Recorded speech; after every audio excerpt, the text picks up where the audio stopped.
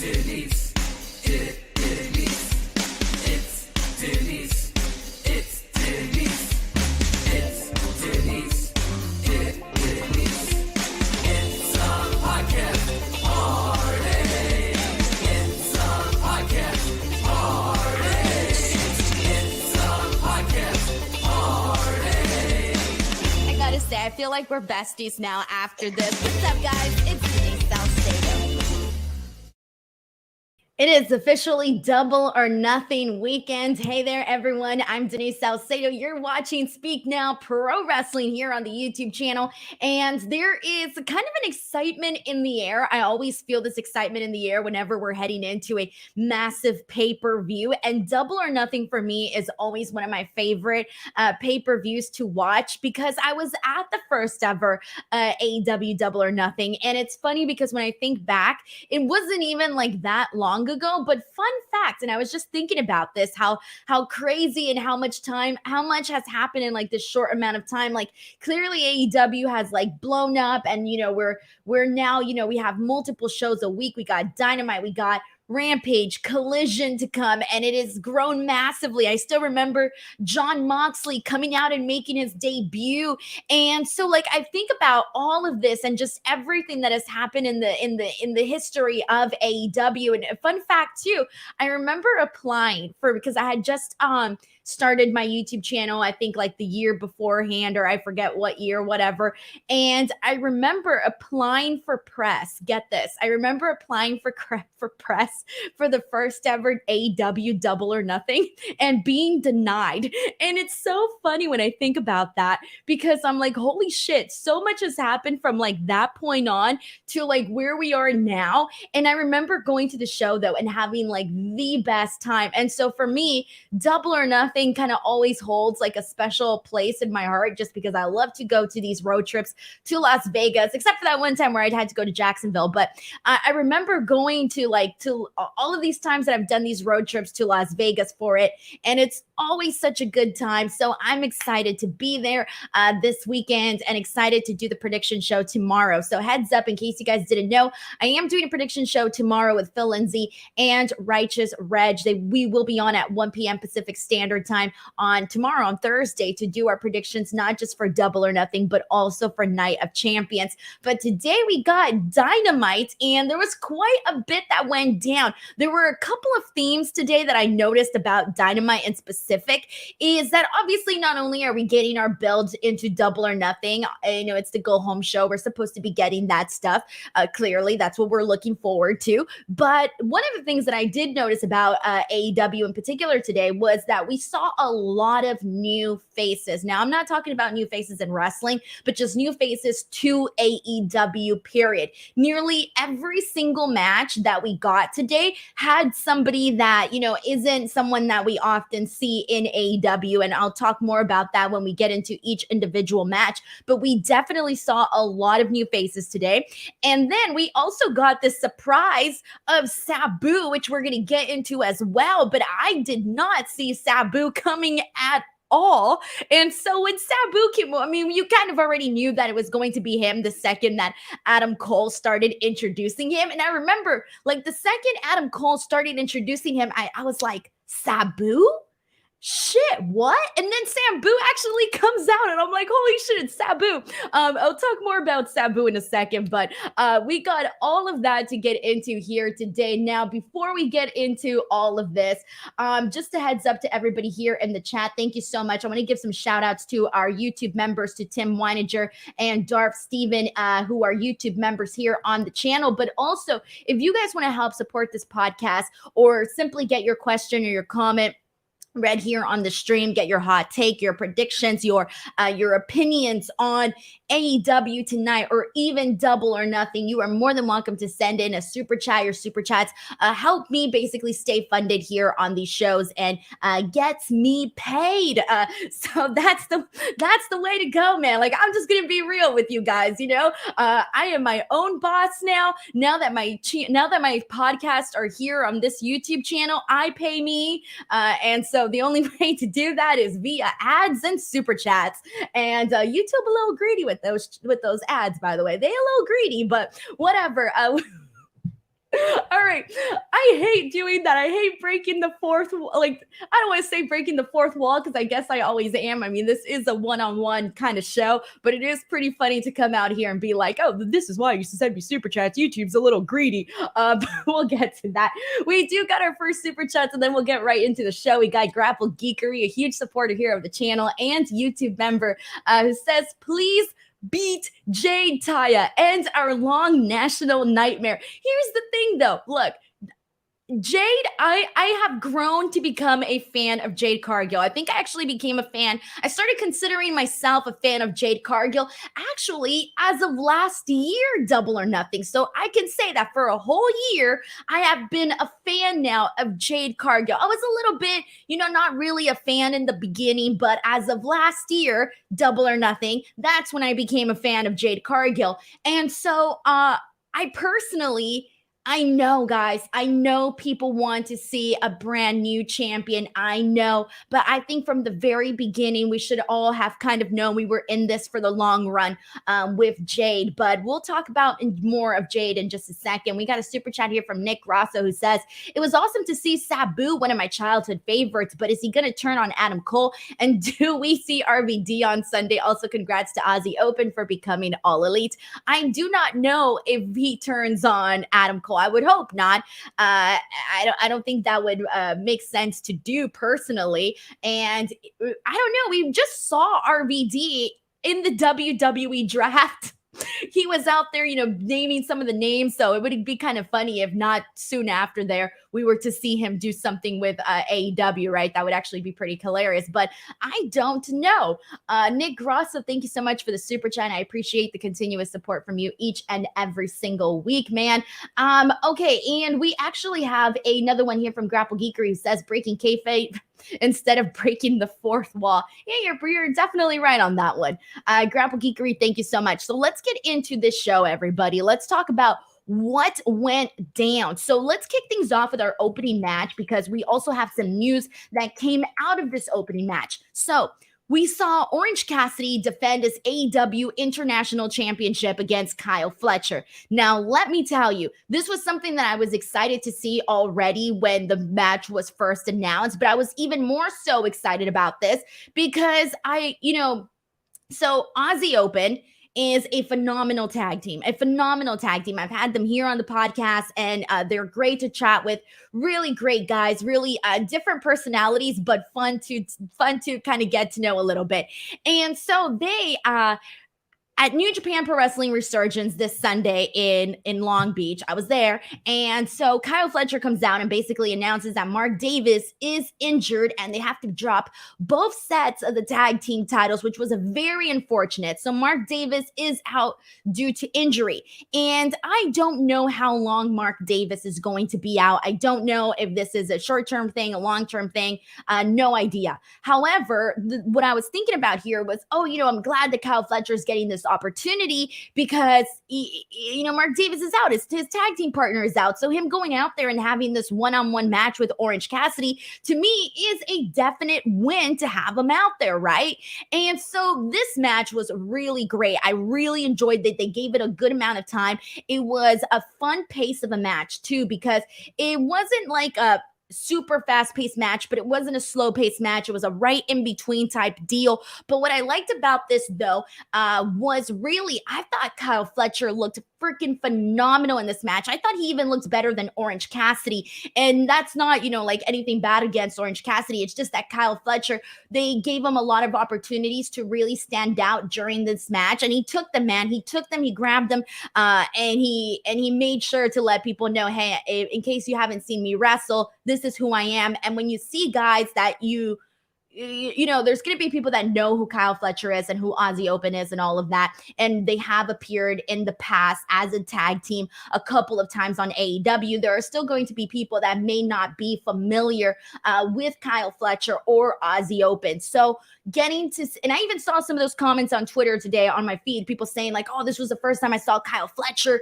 and he did so good. I want to see more of him and this and that. So I was seeing people comment stuff like that. But this one here, I thought that they let Kyle Fletcher do a whole lot in this match that really stood out. Like him doing that vertical suplex spot. He has a phenomenal Michinoku driver, which just looked absolutely beautiful. And here's the other thing that I thought was interesting though. And for some reason, you would think, hey, Denise, why didn't you notice this sooner? I don't know if it's because of their similarities, but this was the first time I really noticed how much bigger Kyle Fletcher is than Orange Cassidy. I never realized it really until this match where I was like, holy shit, Kyle Fletcher just looks like he grew 1,000 times bigger. But I did like to see that difference in this match. It was something that stood out to me a little bit. But what I also liked about this match though was that Orange Cassidy, he had gone in, had the tape in the back, and was clearly not, feeling himself 100%. And so throughout this match, he was trying to, inflict the same kind of damage on Kyle Fletcher. And that was definitely something that I enjoyed. Also for the ending, it was an out of nowhere ending that was, how do I say this? It made Orange Cassidy look like he just got by with this victory. And so Kyle Fletcher kind of came out looking like, dude, you just got me by a little bit here, because when he grabs him, he not only grabs his legs to get the to get the hold, but to get the pin, but he also crisscrosses his legs. So he's like kind of stuck there and is unable to break out. And I thought that was really cool to see the way that he got that win. So this was fun. Now, literally, I think a couple minutes after this match, we end up getting a tweet from Tony Khan announcing that Aussie Open is officially all elite. And earlier today, I believe Fightful reported earlier today that Aussie Open had interest from both, not just AEW, of course, but also WWE. So they did have both, top companies interested in them. But from the looks of it, they decided to go with AEW, and now they are all elite. I'm excited to see Aussie Open there, because by the time Mark Davis comes back, I really do think that they're going to add so freaking much to this tag team division, because they are a phenomenal tag team. And I guess for right now, we'll just see Kyle Fletcher hopefully doing, continuing to do these singles matches. I kind of want to just see him, mix it in with all of these, mix it up, with all of these different guys that, we haven't seen him wrestle. So this was definitely a win. But let's see what people are saying here. Ryan Evans says, hey, Denise, why do you think AEW do one woman's match? This has been a topic for a long time, guys. The AEW women's division has been a topic from the very beginning. And there are times where they get it right, and then there are times where it's still severely lacking. I was trying to get comfortable here. There are times where you're like, okay, cool. Like, they put the women in prominent spots. You see them get their moment. You see them get, one or two matches. And then there's times where they just don't get that. So it does suck when we don't see that. Like today, we just got the one match. It was just the one match with Lady Frost and Taya Valkyrie. That was it. And so it is something that they still have to work on for sure. Thank you so much to Ryan Evans for sending in that super chat. Let's get some comments and see what people thought about Kyle Fletcher. This is Blade who sent in a comment saying, Kyle Fletcher could be a star in his own. Dude has massive potential.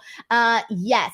Matt Hensley says, this was my first time seeing Kyle, and I thought he was doing better than the crowd was giving him credit for. They were miles for the match, even though in-ring was really good. Yes, I do agree with that too, because there are so many times where I see matches that aren't that great, and the crowds, they tend to really just level them up with their energy, and sometimes they make matches better. This was kind of a little bit of the opposite, where if you're watching this match on TV, you're looking at this and you're going, damn, this is a pretty damn good match. But the audience was not necessarily reacting, I think, the same way. There was part of me that even felt like, because, you have to read the crowd, right? When you're watching the show, you're reading the crowd. And especially if I'm reviewing the show, I like to see how the crowd reacts so that I know, hey, is this a good match? Is this not a good match? Did this match suck?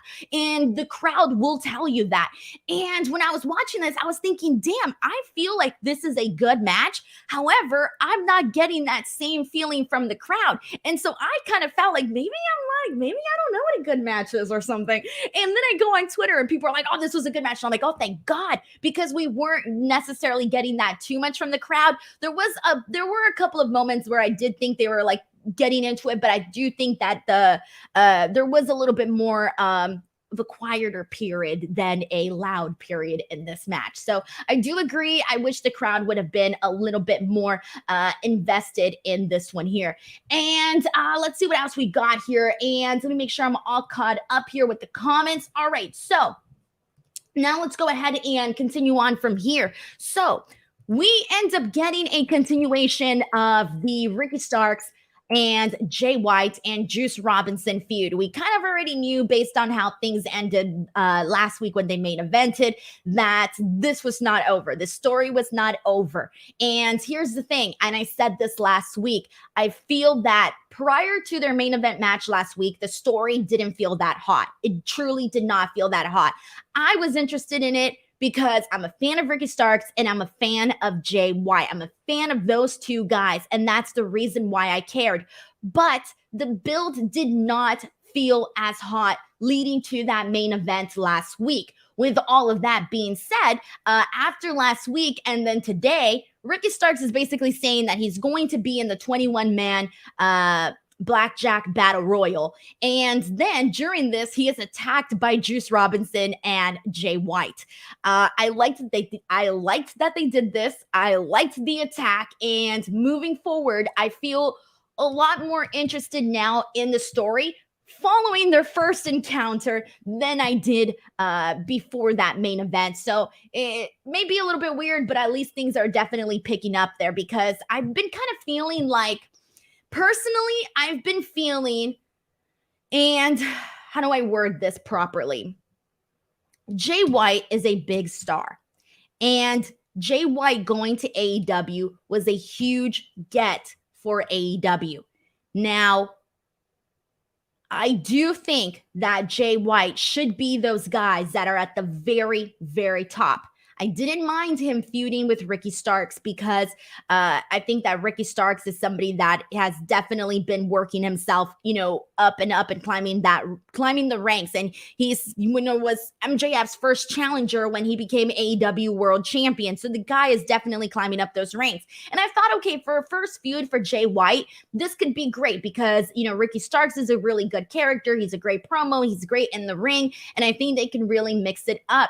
But like I said, for it being the first feud that Jay White is having, I really do think that they need to continue to make it a lot more steamier, a lot more of a hot, they need to heat this up a whole lot more. And they've started to do that now, but I think they should have started a lot earlier, because right now, I haven't been too interested even so in like seeing Juice Robinson and Jay White back together again. I really haven't been too interested in that. I personally feel like right now Juice Robinson is benefiting more from this than Jay White is. So I kind of want to see that change a little bit. And I'm hoping that this story I hope this story gets to the level that I feel Jay White should be at in AEW, because also this can help level up Ricky Starks so much, because like I said, Ricky Stark be climbing those ranks. Sheldon Jackson sends in a super chat saying,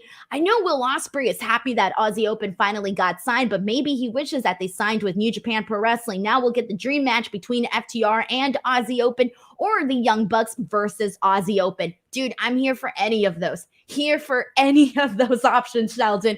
Sheldon, who is also a YouTube member. Thank you so much for the super chat. Much appreciated. We got another one here from Ryan Evans, who says, I heard Russo say he thinks AEW will give you a job. What?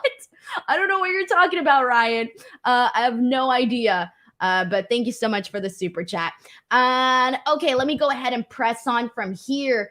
And we're getting some comments in regards to Jay White. This is from Dante NYC, who says, Jay White isn't being used to his fullest potential. hopefully that changes. And that's a little bit of kind of what I was just talking about right now, about him not really feeling like at the level of where he is, because I truly think that Jay White, by the way, is not only one of the most talented guys, but also he is legitimately one of the best heels. I saw a while back a couple of people having this discussion on Twitter that they were talking about, who was a better heel, Jay White or MJF. And I'm a big fan of MJF, but Jay White definitely gives him a run for his money when it comes to being a top heel. And I don't think that the AEW audience that hasn't seen Jay White doesn't even know that just yet, because we haven't really seen that just yet. And so for those of you who are probably like, what the hell? What the hell is Denise talking about? There's no way Jay White's this great freaking heel. If you haven't seen him, for those that have, you know exactly what I'm talking about. So I want to see that version of Jay White implemented more so in AEW. And whenever we do see, by the way, anything with Jay White and MJF, oh, just know that that's when I'm going to be freaking stoked for it, man.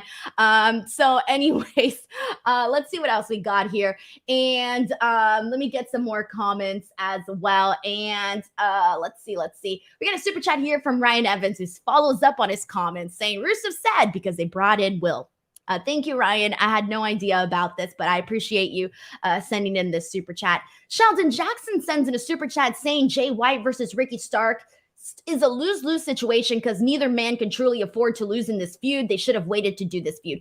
I get what you mean, Sheldon, and this was something that I touched on when this whole thing first started, because like you said, Ricky Starks coming off of that feud with MJF kind of felt like the hottest that he had been. And then he went into the whole thing with the Jericho Appreciation Society, and that kind of lowered his momentum just a tad bit. People weren't too crazy about it. They were really excited for him to move on from feuding with Chris Jericho and the Jericho Appreciation Society. So he kind of took a step back there. And so you want to see Ricky Starks kind of stay at that exact same level where he was at and continue to grow where he's at when he was feuding with MJF, right? Like, that's what you want to see. But right now, I do think that him feuding with Jay White him getting that rub from Jay White, I think would be great for him. So him getting a victory over Jay White would be phenomenal, right? But then you're like, you should not be having Jay White lose to Ricky Starks, because Jay White, like I said, is coming in as this big deal of a signing. And so for him, if to basically not get his happy ending here against Ricky Starks, it's like, where do you go? Which direction do you go here? With which man do you want at the top of all of this at the end? I don't know. Sheldon Jackson, yes, I agree. I think you can definitely make that argument for sure. And I appreciate you sending in the super chat as well. Ryan Evans says they're bringing you in as a backstage interviewer. Okay. I don't know about that, guys, because I'll just say this really quickly. A couple of people have mentioned me being a backstage interviewer for, other promotions and whatnot. I have done it in the past. I did do it once for Ring of Honor. And also I did do some interview stuff with like AAA and stuff like that, right?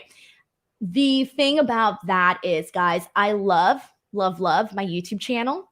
And I love the freedom that I have getting to cover all promotions.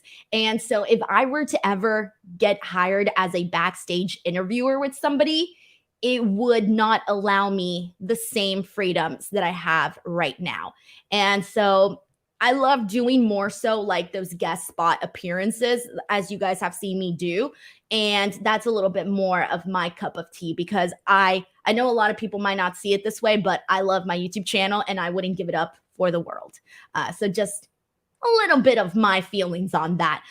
Yes, Steven says Denise loves us. I really, truly think that there needs to be more female voices in the wrestling space. There needs to be more female content creators.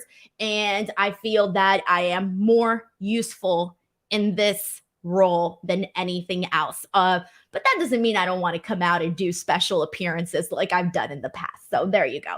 Anyways, but moving on from this, let's get back to AEW. And all right, so let me get into the 4 pillars. Actually, I'll come back to that because I'm going to talk about that in just a second. Let's get into FTR. So FTR goes out there, they're cutting this promo, and they're doing this match. They're defending their tag team titles against Jay Lethal and Jeff Jarrett at Double or Nothing. And Mark Briscoe is going to be the special guest referee. And so this basically was FTR going out there, and they're talking all this shit to Jeff Jarrett and Jay Lethal, saying that they're trash, they're carnies. But you know what, though? They're smart because they've been lucky. They've been lucky, they say, but their luck is going to run out at Double or Nothing.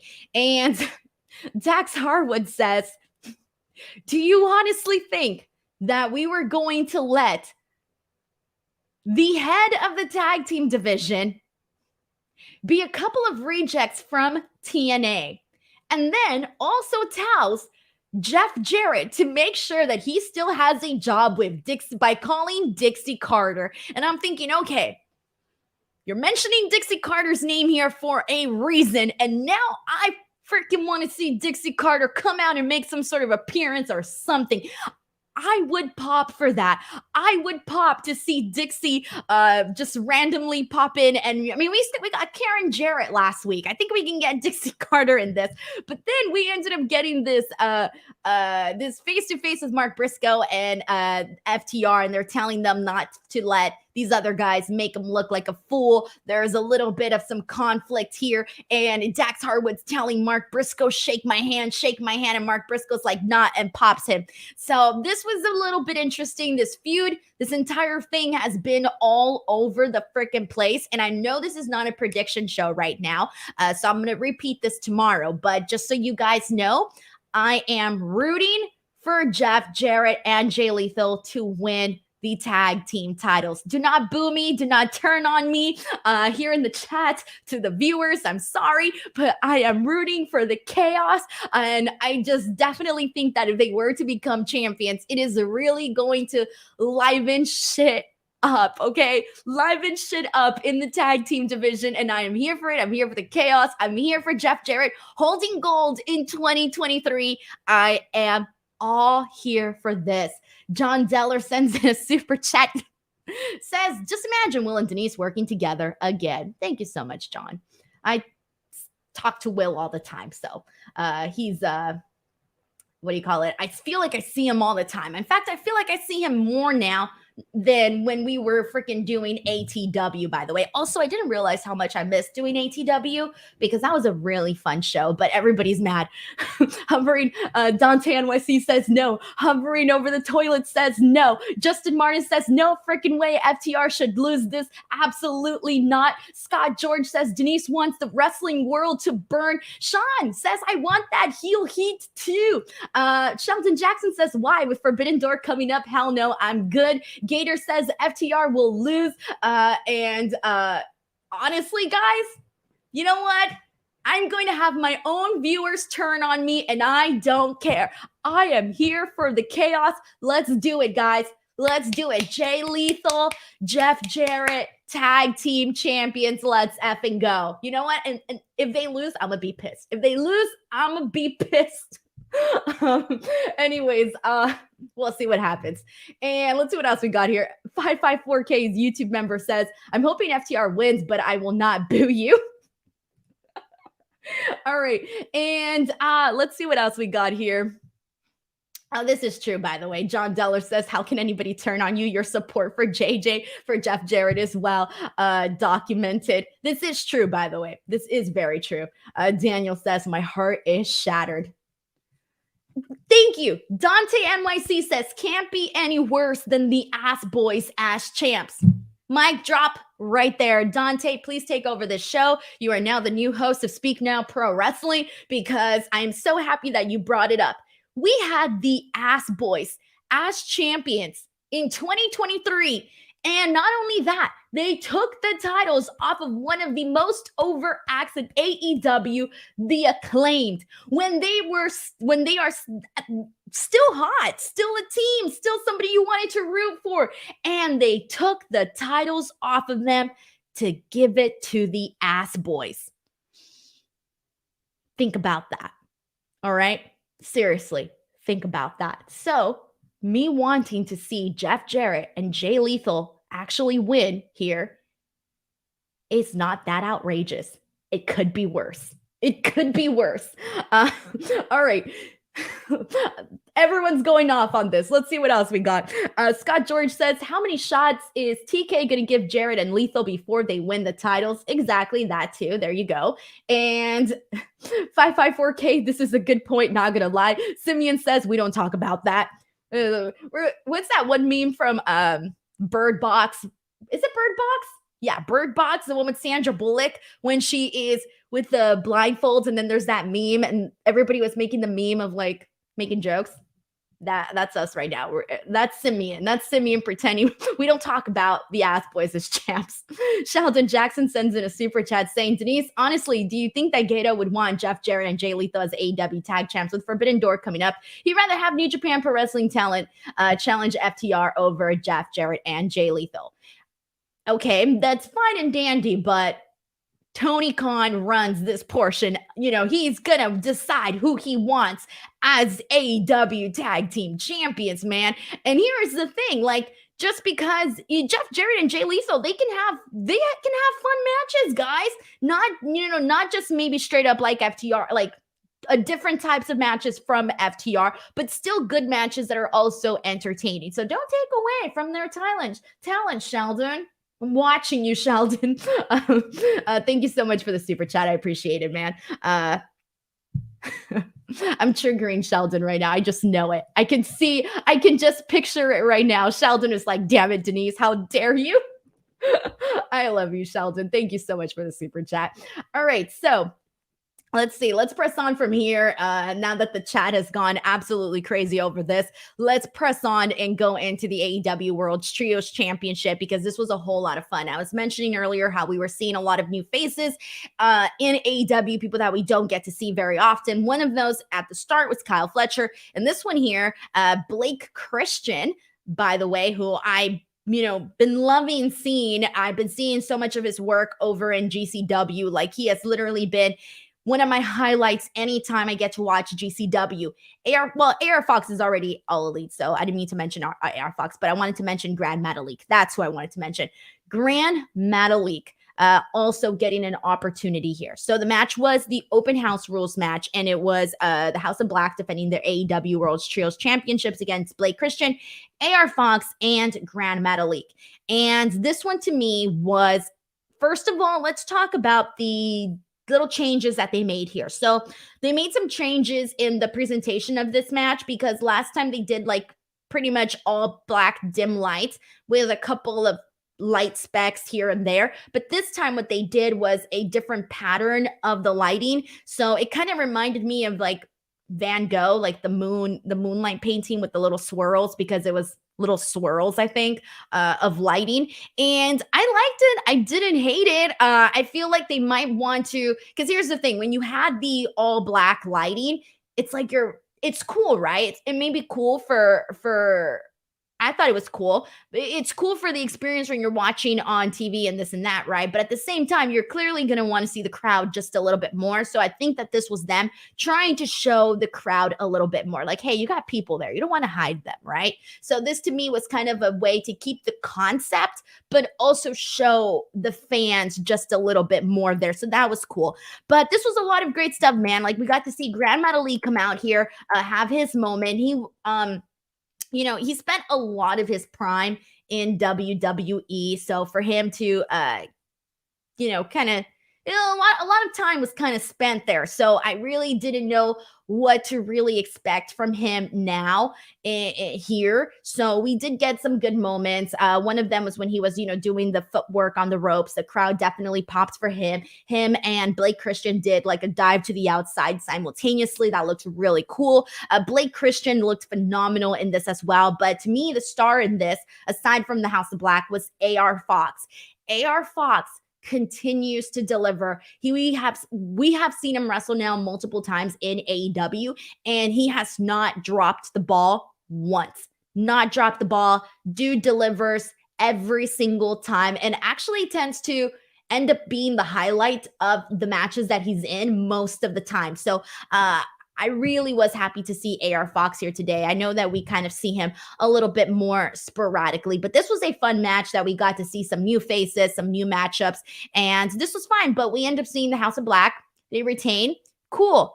This was great stuff, guys. I was into all of this. This was fine. Let's see what people are saying about this. This is from Matt Hensley, who says, I didn't like the lights this week, but I think I'm in the minority. I think I prefer the no crowd lights personally. And I'm a little bit torn on this one. I'm not gonna lie with you. I lie to you. I kind of do like last week's lights better, but it does make sense why they did this version a little bit more. But I do think that the swirl, it adds this effect that's not totally easy on the eyes. And so I felt that last week's was a little bit easier on the eyes, but this one just made a little bit more sense because it's clear they want to show the people. They want to show the people.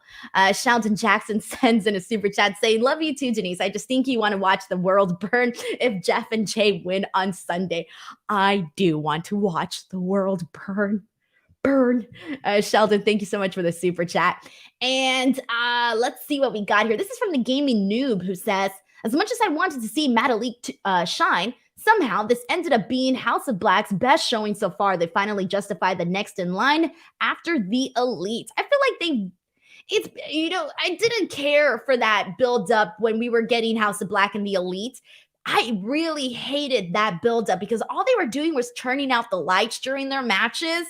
That was not that great. So, yeah, that's kind of how I felt about that. But let's press on from here. And let's get into now all the stuff with the 4 pillars. So earlier in the night, we got a video package from Jungle Boy. And Jungle Boy is basically talking about how he is reminiscing on his earlier days before AEW when he would do these drives to Vegas to work to wrestle at these little casinos down the street. I'm wondering if he's talking about Sam's Town. He might be talking about Sam's Town, because it is a little casino down the street. Well, it's not that little, but it's smaller down the street, a couple blocks down. Anyways, whatever. Or I don't know what exactly place he's talking about, but whatever. Anyway, so he mentions his feud with Christian Cage and says that every time he makes this drive to Las Vegas, he's always a little bit different, but one thing always remains the same, and that is his passion for wrestling, his passion for being in the ring, and says that it gives him a purpose, and says that Monday morning he wants to drive back as the AEW World Champion. Now, I am a big fan of Jungle Boy. You guys know this. I'm always rooting for the guy, but bless his cotton socks, the only thing Jungle Boy is going to be driving back on Monday with is nothing but traffic, because I do not think that Jungle Boy is going to become AEW World Champion. I'm sorry. I just can't buy it. They haven't done anything in this feud to make me believe that Jungle Boy is actually going to win. So I'm sorry. They haven't convinced me. They haven't made me go, you know what? There's a chance. Not with Jungle Boy. Same thing with Sammy Guevara. They haven't made me think, oh, Sammy Guevara actually has a chance of winning this. And last week I said they need to pick a direction with Sammy because he's heel, he's babyface, he's heel, he's babyface. Pick a lane and stick with it. So it's clear that they're sticking towards going the direction of making him a babyface because he cut another babyface promo, and Renee sends a message from MJF to Sammy saying that the offer still stands. The offer still stands for him to basically lay down in the match for MJF. And then Sammy's like, I'm not going to lay down for him. I'm not for sale. The money, this and that, but I'm not going to sell out for the money, whatever the hell he's saying. And I'm thinking to myself, What? Like 3 weeks ago, you were totally cool with this. You were totally cool with the idea of laying down for MJF and taking the money. He denied you one ride and that's it. All of a sudden, it's different now. No, this to me was like, I get it. They're trying to make Sammy Guevara a babyface, but I've kind of hated the journey, the path that they have taken to that, because I'm like, everything you're saying right now, you already did a couple weeks ago. So for me, I'm thinking, okay, like this is a great promo, but if the other stuff hadn't happened, then you can't have it both ways. You can't say I won't take the money when you did take the money not too long ago. So whatever. But I did like the line where he said that his whole life people have tried to buy him out of his dreams, mentions his old bosses trying to give him raises and promotions and this and that so he can give up his dream of being a wrestler. That was great. And this would have been phenomenal had they never had him do all of the silly stuff that he was doing with MJF prior. So there is a bit of a disconnection here, but whatever. They finally picked a lane, so we're rolling with it, all right? We're rolling with this lane of Sammy. This is really funny, actually. AFC and TP says, Guevara is a man who takes ride snubs seriously. That's a good one. So that's where we're at with Jungle Boy and Sammy Guevara. Again, they have not truly made me believe that Sammy Guevara or Jungle Boy are going to actually become AEW World Champions. With that being said, let's get into MJF's portion of all of this. MJF goes out there to the ring, and he goes out there, he buries the crowd. He's calling everybody in. He says that they should rename Vegas to Virgin Vegas, and he's talking about the first Double or Nothing and how far the company has gone. But then he says, I am bored. I'm sick of the lack of competition. I'm sick of the fans that don't show me the respect that I deserve. And Tony Khan knows that Daddy's contract is coming up. And he's upset that in this match, he knows that he does not have to be the one to get pinned to actually win. So I'm wondering here, do we actually believe that there is a chance that somebody else can win by pinning somebody else that's not MJF? Are they planting the seeds here or are they not? I kind of felt like they might be planting the seeds here. Now, I don't want to see MJF lose his championship. I really, really don't. However, if you were going to ask me, Denise, if someone other than MJF were to win in this match, who would it be? My guess would be Darby Allin. So Darby Allin comes in and he cuts this great freaking promo. He starts talking about how, coming out of high school, people told him, oh, don't expect much from life. Don't expect much from life and just take what you can get or do whatever you can, whatever, right? He says that back in the day, he was working in the 99-cent store, scrubbing toilets and this and that. And he did that because people told him not to expect much from life. He talks about living in his car and saying that he didn't deserve to not live in his car until he made his dream of becoming a professional wrestler come true. He mentions that no other company would let him skate with Tony Hawk or something. And he confirms that what he told to TMZ, he is going to be climbing Mount Everest next week. And so this all leads to him cutting this very passionate promo. It sticks, it's real, it's raw, people like it. And MJF just kicks him in the balls. After this, we see Sammy Guevara run out there and ends up running out MJF. And as MJF is leaving to the back, Jungle Boy comes out. MJF tries to hit him with the triple B, but instead, Jungle Boy clotheslines MJF. So that's pretty much the end of what you see here with the 4 pillars. Now, to me, I'm just going to be real with you guys. To me, this feud is Darby and MJF. They are the main course. I honestly feel like Sammy Guevara and Jungle Boy are just bonuses in this, but to me, the main course, the main attraction, the main event is Darby Allin and MJF, because that has been the most interesting aspect of this entire story. Now, I really hope that we don't see MJF lose, because I really like MJF as champion, but there's a part of me that's thinking, why did he make sure to specifically mention today that he's pissed that he doesn't even have to get pinned to lose his title. Why did they mention it? So that's got my wheels spinning going, what the hell is going to happen at Double or Nothing? So let's see what people are saying here. Dante NYC sends in a super chat saying, this 4 Pillars match hasn't done much for me. I know the match itself will hump, but I'm not really looking forward to it. They haven't sold me. AEW is trying way too hard to make Sammy a babyface. I do agree with that. I do think they kind of took a complicated path to making Sammy a babyface. And again, they started off strong. They did start off strong with the 4 Pillars. They kind of things got a little blurred in the middle. I do think the match is going to be good. But like I said, the main attraction to me, at least, is Darby and MJF. Dante NYC, thank you so much for the super chat. I really appreciate that so very much. And let's see what else we got here. We got Liam who says, we need more transitional champs just to keep things more unpredictable. And let's see what other people here. People are suggesting that. Andrew G says, what about a Jungle Boy heel turn? Gator says Jungle Boy needs a heel turn. I would not be surprised if that's the direction that they're going. A lot of people are pointing it out right now. Dante NYC as well.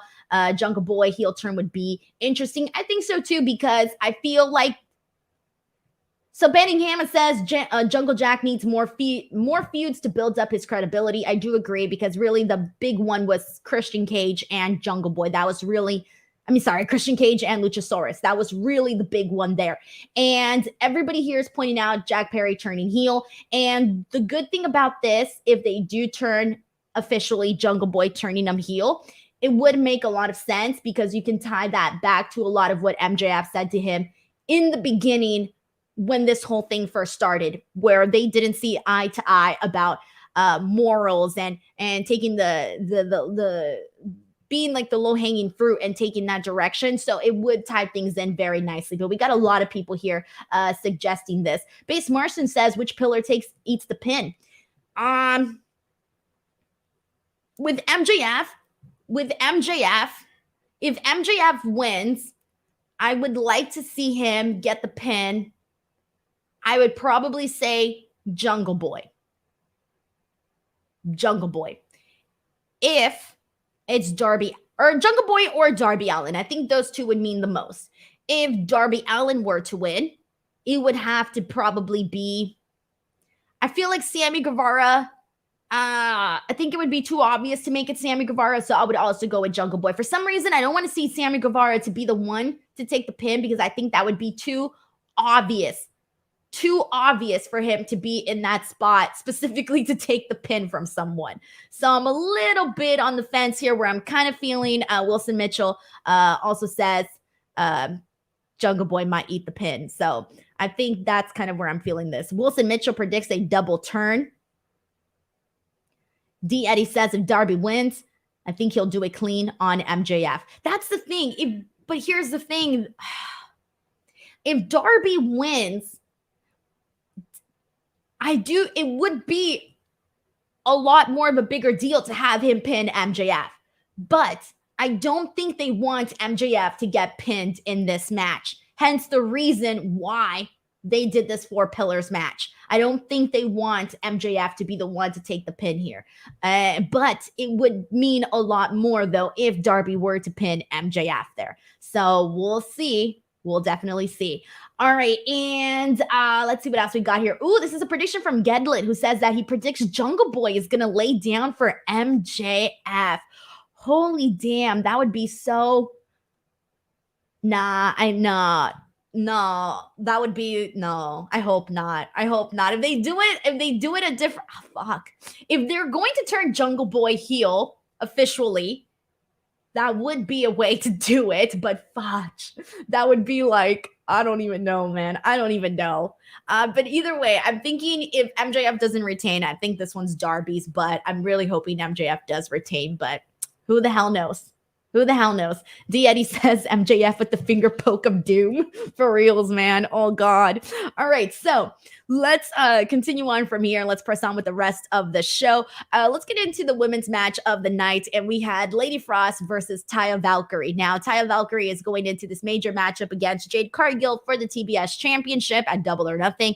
And Lady Frost getting to make her AEW debut. I was such a fan of this matchup. I was such a fan of getting to see Lady Frost versus Taya. If you would have told me this match was going to happen on AEW like a year ago, I would have been like, wait, what? How?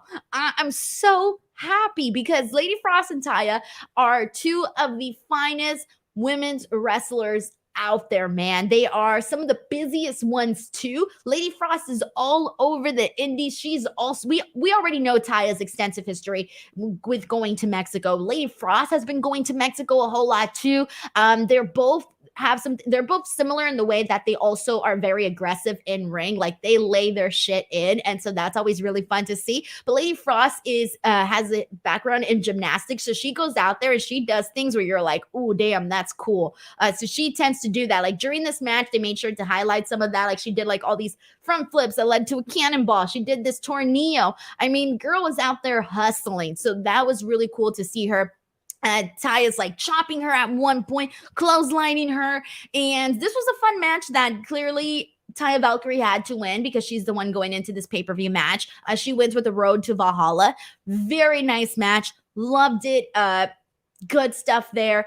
And I'm really, really, again, rooting for Taya Valkyrie at Double or Nothing. I really do think that Taya needs to win because she is the one that just came into AEW. She's the one that needs something to really set her on the path.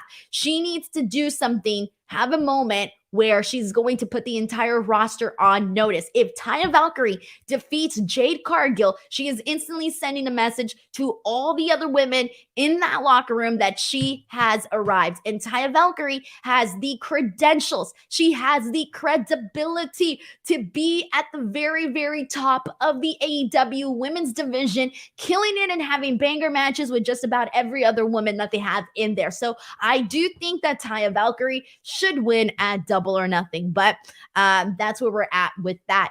All right, so we need to get into the official Tony Khan announcement. This is the announcement that we all pretty much knew we were going to get, but it's always official when it's officially announced. It's just a rumor otherwise. Tony Khan basically announces that June 17th, the premiere of AEW Collision will indeed be taking place at the United Center in Chicago. And that has been reported since way back, but it's officially announced. And so everybody's like saying two words, and that is CM Punk. So excited. I'm looking forward to Collision. I am going to be doing Saturday post shows immediately following Collision. So make sure you guys come in for that. I'm really excited for all of that stuff. So we'll see what happens there. And all right, so before we continue on with the rest of the show, we got a couple more things to talk about. We got a super chat here from Grapple Geekery who says, for the record, I like Jane. This reign is just played out and has been for ages. That said, Frost had a great entrance and a great showing. I agree, Grapple Geekery. I do agree with all of what you said there. I appreciate that. And before we continue on with the rest of the show, really quickly, everybody, this podcast has been sponsored by my good friends over at Wrestle Rumble. They have been sponsoring a couple of my shows, and this is one of them because they have two contests that are taking place for Night of Champion. They have the Night of Champions Pick'em as well as the Double or Nothing Pick'em. So the way that this works is you head on over to WrestleRumble.com, you purchase an entry, and they give you a form. In this form, they ask you a bunch of prop questions about what you predict is going to happen on the pay-per-views or premium live events. And the person that answers the most right wins. For Night of Champions, the first place winner is going to not only get $500 in cash, but is also going to get the World Heavyweight Championship belt. That is a massive prize. For the Double or Nothing Pick'em contest, the first place winner will be getting $500. Now, you never know if you're really great at predictions. Now is the chance to put those to the test. Head on over to WrestleRumble.com, purchase your entry, and enter. You might just be a winner. And you can find all of those links in the description box below. Thank you so much to Wrestle Rumble, WrestleRumble.com. Alrighty, and now let's go ahead and continue on from here, and let's get into, Seth Gregor says $500 and the World's Championship. Exactly. Two prizes. All right. And let's see what else we got here. Let's get into the contract signing. This is the big one here. Adam Cole, Chris Jericho doing the signing. I really enjoyed this promo from Adam Cole. I thought Adam Cole was pretty savage in this. He signs it immediately. He tells Jericho that he's sick and tired of the fact that Jericho could do anything he wants because he's Chris Jericho. And he says, I like unsanctioned matches because AEW, your blood will not be in the hands of AEW. They will be in my hands, and that's the way I like it. And I'm thinking, ooh, okay. Then he looks Jericho dead in the eyes, and he says, I'm going to break your legs. I thought that was really... Dude, imagine going up to someone and saying, I'm going to break your legs. Come on now. That's pretty messed up, man. That's good stuff. Then he says, I'm going to shatter your jaw. I'm going to break your hand. And then he says, hurry up and sign the paper, bitch. Now he says it with a lot more emphasis. And this was great because he says that, and then the crowd starts chanting, sign it, bitch. Sign it. And it was really hilarious. And then Jericho goes, I ain't no bitch. I'm not from Las Vegas. So I thought that was pretty funny too. This whole little bitch line was funny because it's like the one thing every single time we see it everywhere in WWE and AEW, all these places, someone says their shit. They say all the things they need to say and then they end it with a bitch. And it's the funniest thing ever. It's the funniest thing ever. So I thought that was hilarious. Anyway, so then we get a replay from Chris Jericho. He replays the attack that they did on Britt Baker and shames Adam Cole for being a terrible husband because how dare he let his wife get beat down, right? And then he points out, there's 5 of us and there's only 2 of you. And I'm thinking, is Kyle O'Reilly going to return? Because I don't know when Kyle O'Reilly is going to return. I don't know what his situation is with his everything that he's dealing with health-wise and all of that. I don't know. But then he says, he didn't mention Kyle O'Reilly, by the way. This was just me thinking. And then he says, I made a phone call to someone who lives in Las Vegas and thus brings out SABU. Holy shit. Did not see this one coming. Loved this freaking surprise. And now so he's going to be the special enforcer, by the way. Sabu's going to be the special enforcer in this match. They announced it later on in the show and all of this, right? SABU. I have not seen SABU live in person. God, I think since like 2004, 2005, I saw him in this random lucha show that I went to. Don't even remember the promotion's name. I think it started with an F. Don't even remember what the hell the promotion was called, but they did a show. Fuck, that's going to bother me. They did a show at, oh my God, I forget if it was the Forum. Might have been the Forum. I think it was the Forum. Was it the Forum? Sorry, we have so many venues here in LA. I don't even remember which one it was, but it was this really like random lucha show, and they did this show here in Los Angeles, and he was in it.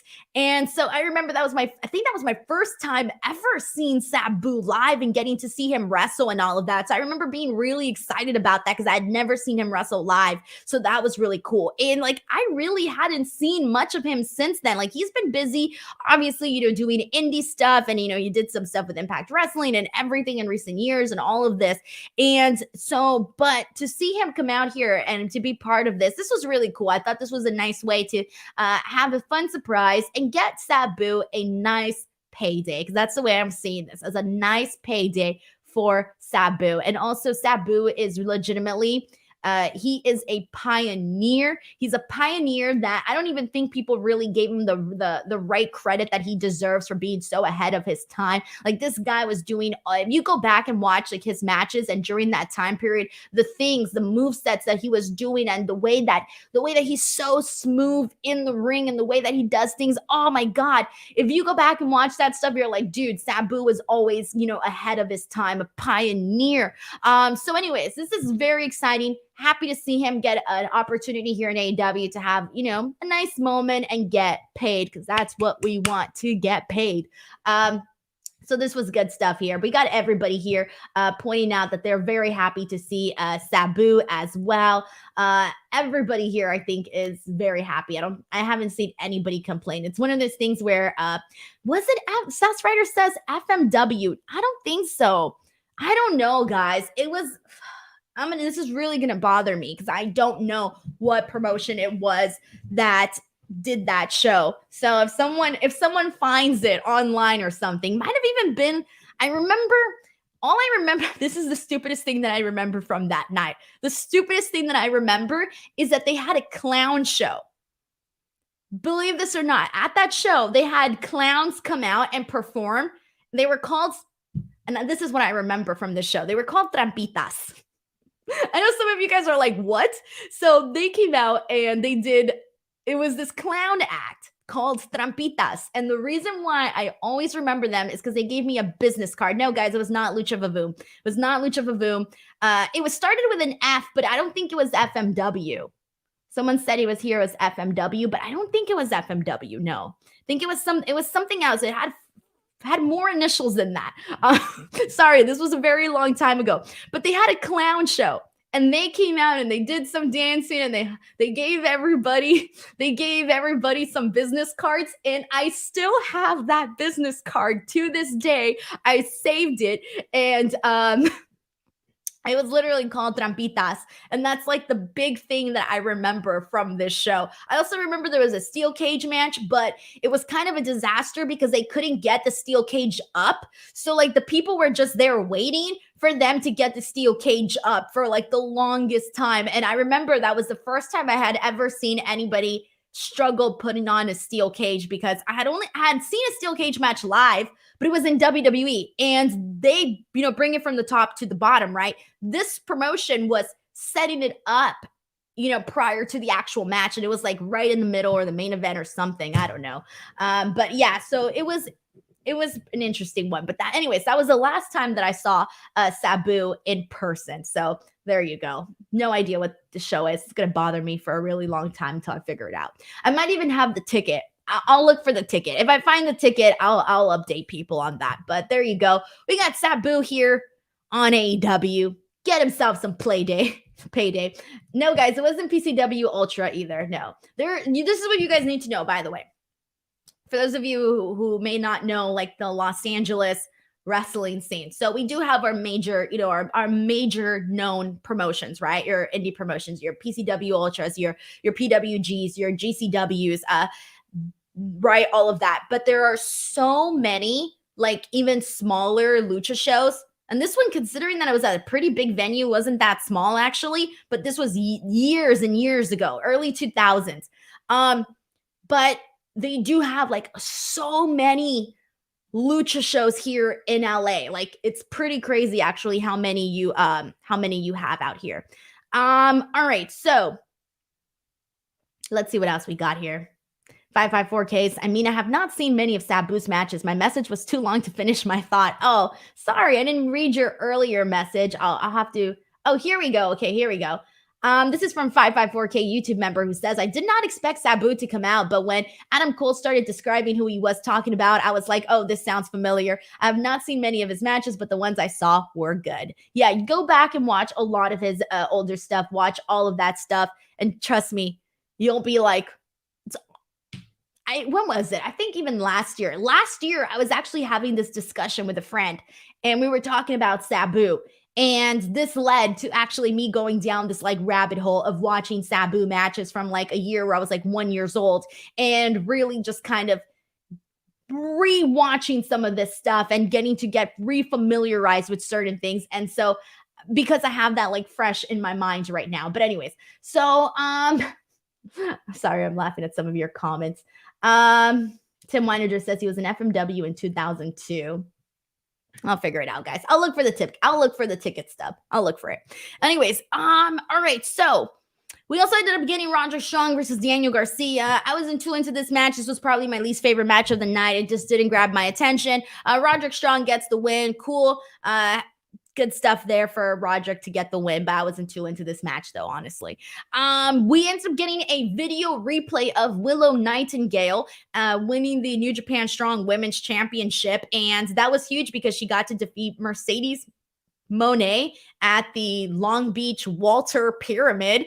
And man, I felt so bad at how many people were trash talking the amount of people that were on the show and saying like, oh, it's not a big stage and this and that and all of this thing. And I was just sitting there going like, damn, some people really like to suck the damn fun, because this was a major moment for both Willow and Mercedes and Willow to get this main event spot on this show.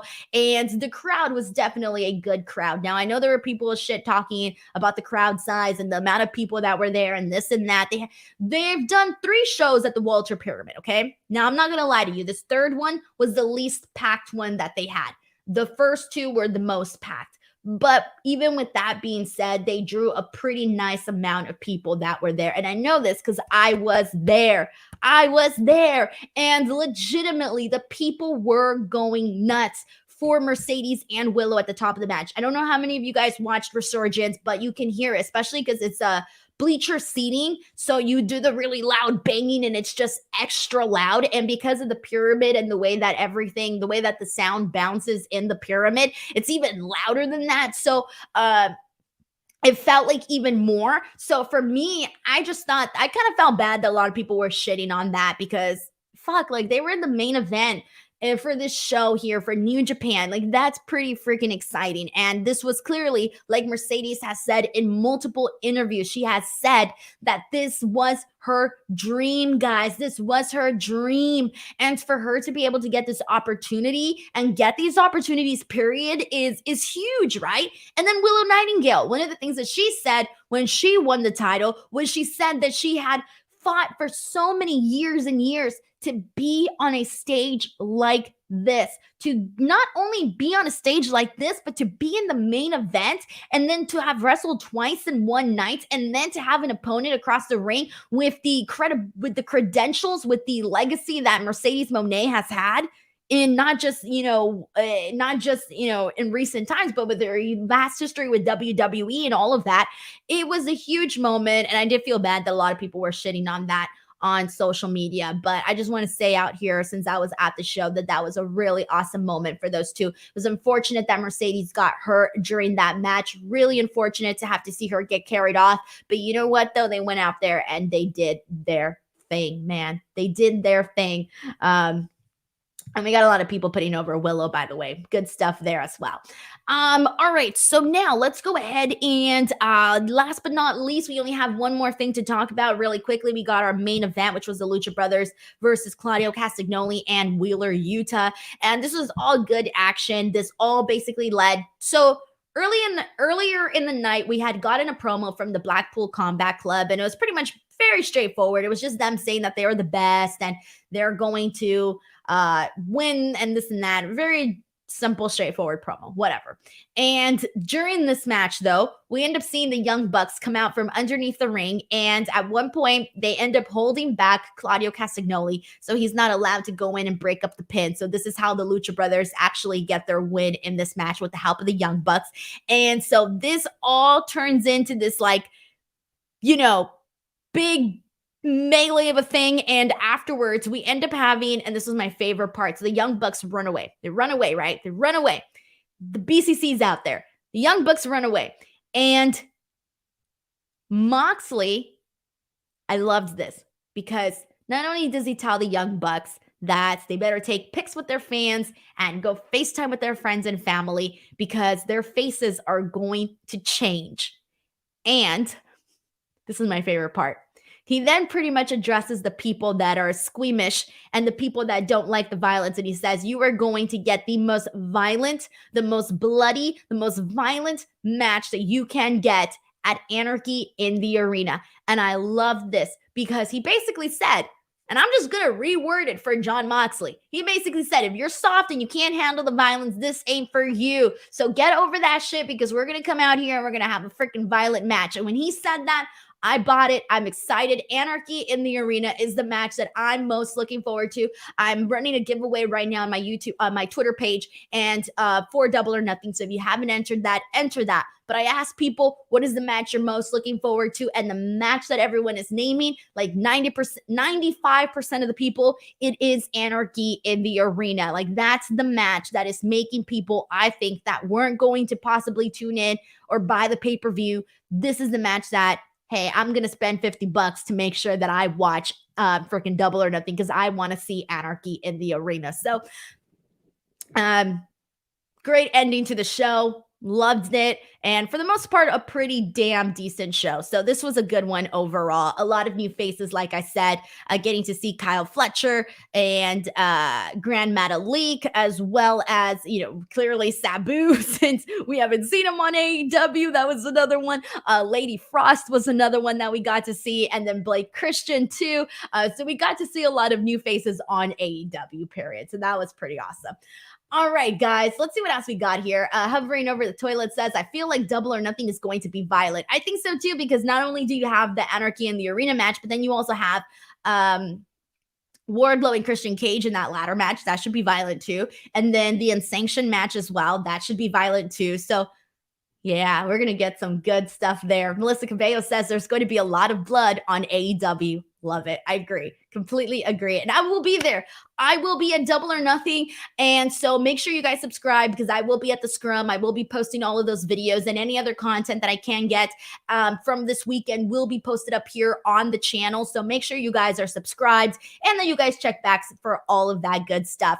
Other than that, I will be back here tomorrow. Once again, do not forget, 1 p.m. Pacific Standard Time. I will be joined by Phil Lindsay and Righteous Reg, and we are going to be sharing not only our AEW Double or Nothing predictions, but also our WWE Night of Champions predictions. So make sure you guys come in for that. It'll be a good time as well. Thank you guys so much as always, and I will catch you on the next episode of Speak Now Pro Wrestling. Thank you to everybody. Enjoy this massive pay-per-view weekend. Wait, hold on. Crap. Hold on. Hold on. I just got a super chat. My bad. Sorry, this came in late. All right, this is the last super chat I'm reading, unless you want to send more now. But here we go. Christopher Marino says, blood, give me all the blood. Speaking of blood, I'm bringing my son to the GCW show on the 17th as its first wrestling show and wants light tubes. Dude, okay, let me tell you. Your son is going to have a phenomenal time at GCW because you get a little bit of everything. They do those scramble matches. They do intergender. They do violence. They do things that I think your son is going to be like, I'm a fan. I'm a fan. He's going to have a life-changing experience at GCW. That's for sure. Christopher Marino, thank you so much for the super chat. I'm sorry that I almost missed it. And that always happens to me too. Always. But thank you so much for sending in this generous super chat. Okay. There. I think I got it now, right? No more? Okay. Thank you to everybody. Sorry for botching the intro of the show as well as the outro of the show. Hey, live YouTube television. It happens. Thank you guys so much. And now have a wonderful wrestling weekend. Goodbye, everyone.